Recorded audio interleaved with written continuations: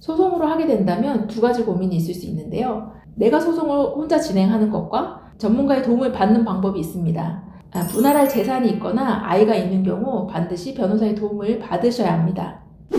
여러분, 이혼 고민하고 계시죠? 협의혼이 돈도 적게 들고 시간도 적게 든다고 하는데 그렇게 알고 계시죠? 속지 마세요. 99%의 확률로 여러분은 아닙니다. 제가 이제 말씀드릴 텐데요. 제가 말씀드리는 세 가지 중에 한 가지라도 해당된다면 여러분 소송하셔야 합니다. 설명드리겠습니다. 첫 번째로 상대방이 이혼 자체를 할 생각이 없는 경우입니다. 협의이혼은 당사자가 이혼에 대해서는 최소한 합의가 되어야 하는데 협의이혼 신고서까지는 내도 숙려기간이 지나고 법원에 와서 이혼 의사를 확인하는 때에 상대방이 오지 않으면 법원에 오도록 강제할 방법이 없습니다. 이렇게 두 번만 안 오면 다음번에 또 협의이혼 신청서 내고 또 숙려기간을 보내야 합니다. 이렇게 두 번, 세 번만 하면 몇 년이 갑니다. 이렇게 해서 이혼되지 않습니다. 이렇게 몇 번 하시고 재판상 이혼으로 바로 이혼 진행되시는 분들도 많이 있습니다. 상대방이 이혼 자체를 해주려고 하지 않을 때는 재판상 이혼을 하시는 것이 가장 빠른 방법입니다.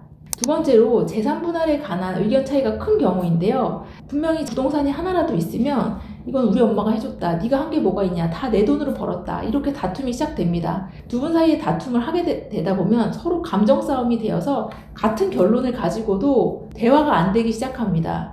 똑같은 얘기만 반복하면서 진행이 되지 않고 그렇게 시간이 갑니다.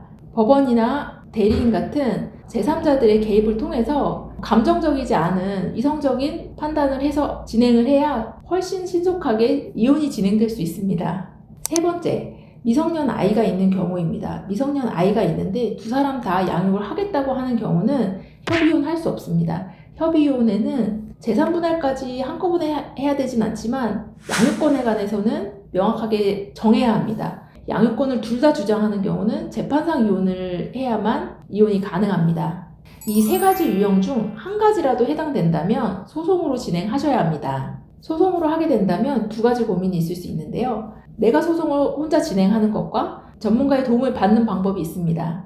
분할할 재산이 있거나 아이가 있는 경우 반드시 변호사의 도움을 받으셔야 합니다. 재산 분할은 법률적인 지식뿐 아니라 세무, 재무에 관한 여러 가지 복잡한 문제가 있기 때문에 혼자 해결하는 것은 쉽지 않은 일입니다. 그리고 잘 알지 못한 상태에서 그렇게 합의서를 작성해 오시면은 돌이킬 수 없는 결과를 가져올 수 있기 때문에 반드시 법률가의 도움을 받으시는 것이 좋습니다. 마지막으로 이혼은 인생의 큰 전환점이 될 수 있습니다. 힘든 시기지만 이 또한 지나갑니다. 긍정적인 마인드를 가지고 여러분의 권리를 지키면서도 상대방과의 불필요한 감정적인 다툼을 피하는 것이 중요합니다. 이혼을 고민하시는 분들에게 이 영상이 조금이라도 도움이 되셨으면 좋겠습니다. 항상 여러분들의 행복과 안녕을 응원하겠습니다. 감사합니다.